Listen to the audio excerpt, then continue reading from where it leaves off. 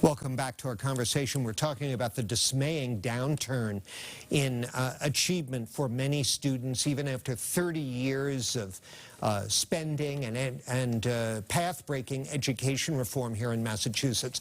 And now let's focus more heavily on potential solutions with our guests, Oscar Santos and Michael Contompasis.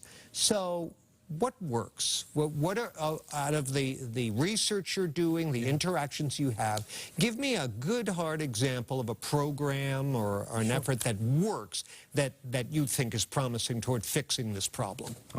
Thanks for asking that question. Over the last 2 years, we have been working with communities in Boston, and we call the project the Reciprocity Project. And by the way, John, it really highlights the fact that the old 3 R's, reading, writing, and arithmetic, they matter, but so does respect, relationships, and reciprocity. Our work has primarily focused on doing community listening sessions and listening to young people about what are the goals and outcomes that they want. In Harbor Point, after doing 25 listening sessions with families and communities, came up with 3 major key themes that families wanted. One is they wanted to be part of the solution. Secondly, they don't want to be viewed as broken. They have major assets in their communities. And last but not least, they want high-quality academics and education, and they want to be part of a governance model to make sure that that happens. In Brighton, oh, I'm sorry. No, I just wanted to bring you in here. What else? What else works? I think you need to rethink how systems, school districts are structured. We believe that we have an approach that addresses young people from pre-K to 12 and 12 and 4 more, actually. So it's a pre-K to 16. What that does is it builds within that structure a level of coherence and alignment, whether it's academics, whether it's student support, family support, utilizing the community as part of that effort.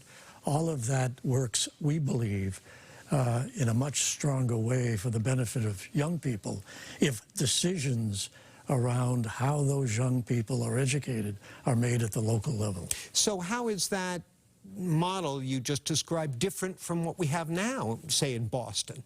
Yeah, I think that what is most different about that is that the reality is that there really is an authentic voice and engagement with families and communities about what are the measures that matter to them.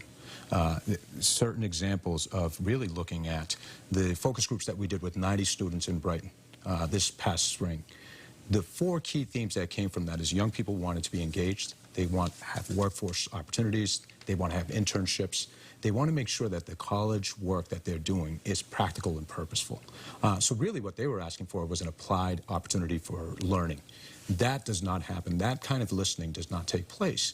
And that is when you're talking about the young people who are most impacted in the families, those are the types of approaches that need to be put in place to address those opportunities. Michael, I want to give you the final word here. You were headmaster at Boston Latin School for what, 20 plus years? 23. 23 years.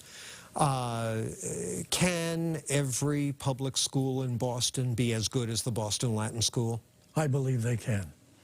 I believe that if you think seriously about what is currently an opportunity gap within the district, that the only way that that gap can be addressed is if the decisions around what's in the best interest of those young people attending those schools are made as we've described at the local level.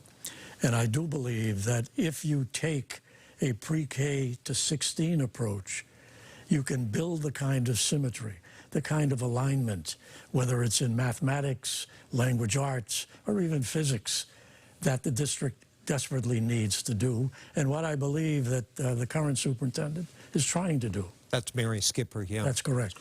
Well, gentlemen, we only have enough time to offer up an appetizer to people, but Oscar, if viewers want to find out more about your group, what you and Michael are working on, Sure. And get involved with their families, how do they do that? Yeah, so the simplest way is to go onto our website, cce.org, Center for Collaborative Education for Communities and Schools.